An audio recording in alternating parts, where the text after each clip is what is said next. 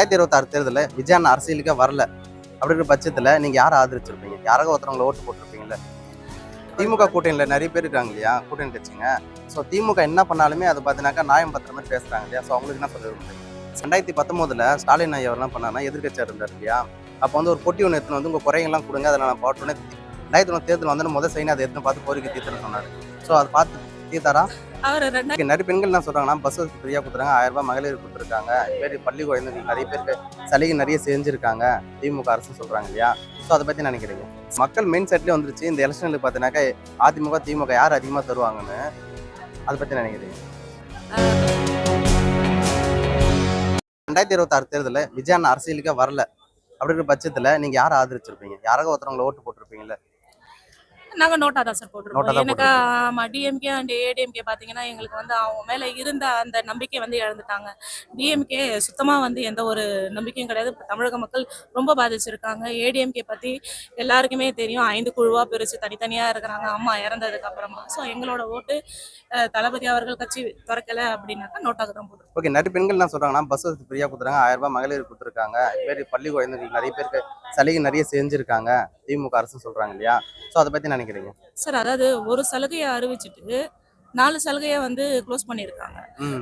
விதவைகள் உரிமை தொகை, அதே மாதிரி மகளிருக்கு வந்து திருமணம் செய்யும் போது தாலிக்கு தங்கம் சொல்லிட்டு அம்மா அறிவிச்சது, அதே மாதிரி வந்து குழந்தைங்களுக்கு லேப்டாப் சைக்கிள் அப்படின்னு சொல்லிட்டுலாம் வந்து தமிழக அரசு வந்து இதுக்கு முன்னாடி இருந்த அரசாங்கம் வந்து அறிவிச்சது எல்லாமே இப்போ எல்லாமே ஸ்டாப் பண்ணியிருக்காங்க.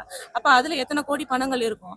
இதை வந்து 1000 வந்து ஒவ்வொரு பெண்மணியினோட அக்கௌண்ட்ல போட்டாங்கன்னா அவங்க வந்து மயங்கிடுவாங்க, பணத்துக்கு ஆசைப்பட்டு வந்து ஓட்டு போட்டுருவாங்க, திருப்பியும் அகைன் வந்து டிஎம்கேக்கே வந்து ஓட்டு போட்டுருவாங்க அப்படின்னு சொல்லிட்டு பணத்தாசை காட்டுறாரு.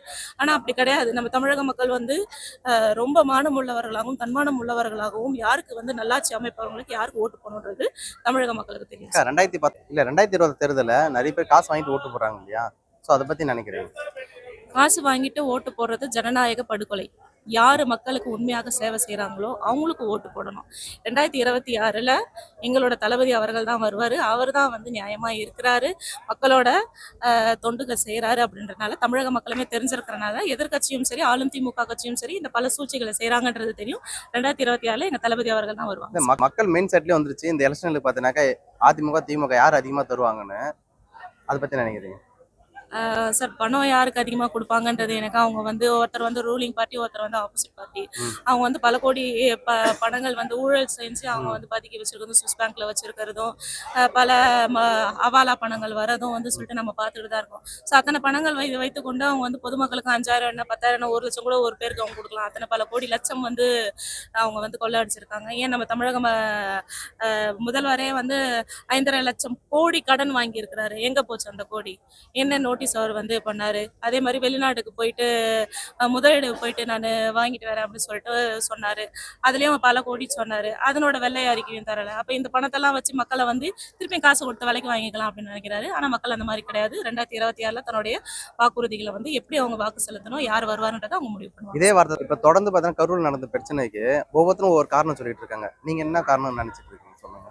அது தமிழக மக்களுக்கே தெரியும் சார், யாரால அந்த பிரச்சனை உருவாச்சு, எந்த காரணத்தால உருவாச்சு, அதுல பாதிக்கப்பட்ட நபர்கள் வந்து இதுல தளபதி அவர்களுக்கு எந்த ஒரு சம்மந்தமும் கிடையாது. பாதிக்கப்பட்ட தன்னோட குழந்தைகள் கணவர்கள் இறந்த அந்த குடும்பமே எவ்வாறு பேசிச்சுன்னு சொல்லிட்டு தமிழக மக்களுக்கே தெரியும். அந்த கருத்து தான் எனக்கும். இதே வார்த்தை தான் 2021 தேர்தலில் சீமானண்ணன் பார்த்தீங்கன்னா சொல்லியிருந்தாரு. ஆனா சீமானண்ணன் பார்த்தீங்கன்னா ஆதரிச்சுக்கல, யாரும் ஓட்டு போட்டு தான் காசு வாங்கி தான் ஓட்டு போட்டாங்க. ஸோ அதை பத்தி நினைக்கிறீங்க? சீமான் அவர் வந்து எப்படி நடந்துக்கிறாரு, எப்படி பேசுறாருன்றது தமிழக மக்களுக்கே தெரியும். அவருக்கு ஓட்டு போடணுமா வேணாமான்றது தமிழக மக்களுக்கு தெரியும் சார். இல்ல, காசு வாங்கிட்டு ஓட்டு போடாதுன்னு சொன்னார் இல்லையா. ஆமா. ஸோ ஆனா காசு வாங்கிட்டு நிறைய பேர் ஓட்டு போட்டாங்க. அதான் காசு வாங்கிட்டு போடாதீங்கிறப்ப அவருக்கு அந்த காசு கொடுத்தாதான் நம்ம வர முடியும், இல்லைன்னா வர முடியாது. இல்லைன்னா திமுக அவங்க கூட நம்ம வந்து பல பெட்டிகள் வாங்கியோ இல்லை அவருக்கு ஜாலரா அடிச்சா மட்டும்தான் வந்து நம்ம வந்து இந்த கட்சியில நிலைக்க முடியும். இல்லைன்னா தேர்தல் ஆணையம் இவரோட கட்சியும் ரத்து பண்ணிட்டாங்கன்னா என்ன பண்ண முடியும்? காசு கொடுத்துதான் அவர் வந்து வர முடியும். ஓகே, 2019 ஸ்டாலின் ஐயா என்ன பண்ணாருன்னா எதிர்கட்சியா இருந்தார் இல்லையா.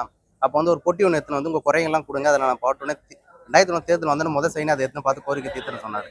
ஸோ அதை பார்த்து தீர்த்தாரா? அவர் 2019ல் அவருக்கு வந்து சின்ன பெட்டியா தான் வந்து எடுத்துட்டு வந்து மனுக்களை வந்து வாங்கிட்டு போனாரு. இப்போ ஊரு ஃபுல்லா பெட்டி பெட்டியா வாங்கி குப்பையில தான் போடுறாரு, ஆத்துல போடுறாரு, எரிக்கிறாங்க. இப்படி மனு கொடுக்கறதுக்குள்ள அப்படி தூக்கி போட்டு போறாங்க. ஸோ இதுதான் அவரோட வந்து ஆளுங்கட்சியினோட மனு வாங்கி அவங்க இப்ப மக்கள் பிரச்சனையை தீர்க்கறதுக்கான அவங்களோட வழிமுறைகளா இருக்கு சார். அது தமிழக மக்களுக்கே தெரியுது. அப்புறம் எதுக்கு அந்த மனு வாங்குனாங்க? என்ன செயல்பாடு ஒண்ணுமே இல்லாததுக்கு என்ன? அத வந்து நம்ம முதல்வர் அவர்களை தான் கேட்கணும். எதுக்காக இந்த மாய பிம்பத்தை உருவாக்கி நான் உங்களோட பிரச்சனையை தீர்க்கிறேன், உங்களுடைய அனைத்து வகையான சலுகைகளும் நான் தரேன்னு சொல்லிட்டு ஒரு பொய்யான வாக்குறுதிகளை கொடுத்து அந்த மனுக்கள் இப்படி வாங்குற மாதிரி வாங்கி நான் வந்து நல்லா அரசாங்கம் பண்றேன், நான் வந்து நல்லா ஆட்சி செய்யறேன், மக்களுக்கு வந்து சேவைகள் செய்யறேன்னு சொல்லிட்டு ஒரு போலி பிம்பத்தை உருவாக்கி மனுக்கள் இப்படி தூக்கி போட்டு போறது. எதிர்கட்சியா இருக்கும்போது செயல்பாடுகள்லாம் ரொம்ப தீவிரமா இருந்தது, அவரோட தீவிரம். இப்ப முதலமைச்சர் ஆயிட்டு பார்த்து எந்த ஒரு எதுவுமே அதெல்லாம் பொது இடங்கள் நடக்கவும் மாட்டுறாரு, அவரு பேசவும் மாட்டுறாரு யாருக்கிட்டையுமே. அப்படி பேசினாலும் பெண்களுக்கு மட்டும் தான் பேசிட்டு போயிடுறாரு இல்லையா? சோ அதை பத்தி நினைக்கிறீங்க?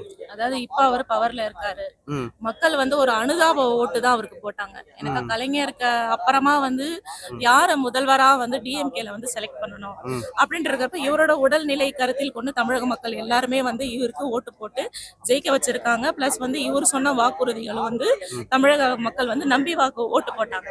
ஆனா அந்த வாக்குறுதிகள் எதுவுமே அவர் வந்து நிறைவேற்றல. சோ அந்த அனுதாப ஓட்டு வந்து இப்ப மக்கள் எல்லாமே வந்து எதிர்ப்பு ஓட்டுகளா இப்ப வந்து அத்தனை பேரும் மாறி 2026 தளபதி அவர்களுக்கு தான் போடுவாங்க. திமுக கூட்டணியில நிறைய பேர் இருக்காங்க இல்லையா, கூட்டணி கட்சிங்க. சோ திமுக என்ன பண்ணாலுமே அது பாத்தீங்கன்னாக்கா நியாயம் பத்திர மாதிரி பேசுறாங்க இல்லையா? சோ அவங்களுக்கு என்ன சொல்ல விரும்புறீங்க? சார் இப்ப திமுக கூட்டணியில இருக்கிற இவரு நம்ம விடுதலை சிறுத்தை கட்சிகள் சரி, எந்த அளவுக்கு அவர் வந்து அண்ணல் அம்பேத்கரை பற்றி அவர் சொன்ன அந்த வழிமுறைகளை பற்றி எப்படி விடுதலை கட்சியா அவரை தனியா வழிநடத்தும் போது எந்த அளவுக்கு நடந்தாரோ, இப்ப ஒண்ணும் இல்லை. இந்த சமீபத்துல ஒரு வழக்கறிஞரை தாக்குற அந்த உயர்நீதிமன்றத்தில் சென்னை உயர்நீதிமன்றத்துக்கு எதிர்க்க நடக்கிற அந்த வழக்கறிஞர் தாக்குற சம்பவத்துல என்ன மாதிரி நடந்துகிட்டாரு? கண்ணுக்கு எதிர்க்கே அந்த வழக்கறிஞர் வந்து தாக்கப்படுறாரு. தாக்கப்படுறத ஒரு வீடியோ பதிவா எல்லா சமூக வலைத்தளங்களும் பரப்பப்படுது. ஆனா அவர் வந்து நாங்க தாக்கல, நாங்க கேட்கல அப்படின்றாரு. அந்த வழக்கறிஞரை தரன்னு இழுத்துட்டு போயிட்டு பார் கவுன்சில் என்ட்ரன்ஸ் உள்ளேயும் போயிட்டு அவங்க தாக்குறாங்க. அது வந்து ஒரு 10-15 நாளுக்கு மேல எஃப்ஐஆர் வந்து அவங்க மேல தாக்கல் செய்யவே இல்லை.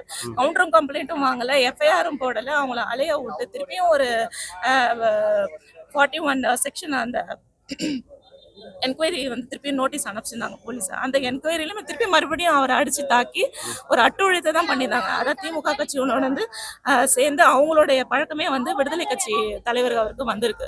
ஸோ வந்து பொட்டி பொட்டியாக பணம் வாங்கி கூட்டணி கட்சி நம்ம வந்து இருந்துட்டோம், வேற வழி இல்லை அப்படின்றதுக்காக ஒரு மௌனம் காக்குறாருங்க. திமுக அரசு யாரு அதிகமா எதிர்த்து காரணம்? பிஜேபியா இல்ல டிவிகேவா அதிமுகவா? திமுகவோட எதிர்கட்சி அதிகாரப்பூர்வமா வந்து ஏடிஎம்கே தான். ஆனா அவங்க வந்து செயல்பாடு கேக்குறேன். அதுதான் செயல்பாடுகள் பார்த்தீங்கன்னா அவங்க தான் இருக்கணும் அதிகாரப்பூர்வமா. அவங்களே ஒரு 5 பிரிவுகளா பிரிஞ்சு வந்து கூட்டணி அவங்களுக்குள்ளேயே பிரச்சனைகள் உருவாது. ஆனா ஒட்டுமொத்த தமிழகமும் தளபதி அவர்கள் தான் டிஎம்கேவை எதிர்க்கிறாரு. அவர் தான் வந்து முறையான கேள்விகளை கேட்கிறாரு. டிவிகே வர்சஸ் டிஎம்கே தான் இன்றைய பொதுக்குழு கூட்டத்திலையும் சொல்லியிருந்தாருங்க. ஓகே நன்றிங்க.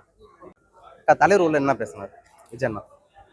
தலைவர் இன்றைக்கு 12 தீர்மானங்கள் வந்து பொதுக்குழு கூட்டம் நடத்தி அந்த தீர்மானங்கள் வந்து நிறைவேற்றப்பட்டது. அந்த ஒவ்வொரு தீர்மானங்கள் வந்து தமிழக மக்கள் வந்து இந்த 4.5 ஆண்டு காலமாக என்னென்ன பிரச்சனைகள் சந்திச்சுட்டு இருந்தாங்களோ அந்த பிரச்சனைகளுக்கான தீர்வுகளாக இந்த 12 தீர்மானங்கள் வந்து தளபதி அவர்கள் சொல்லியிருந்தாங்க. நாங்களும் அதை வந்து ஆம் என்று சொல்லி ஒற்றுக்கொண்டு அந்த தீர்மானங்கள் அடிப்படையில் நாங்கள் வந்து சேவைகள் செய்யணும்னு சொல்லிட்டு அறிவித்திருந்தாங்க சார்.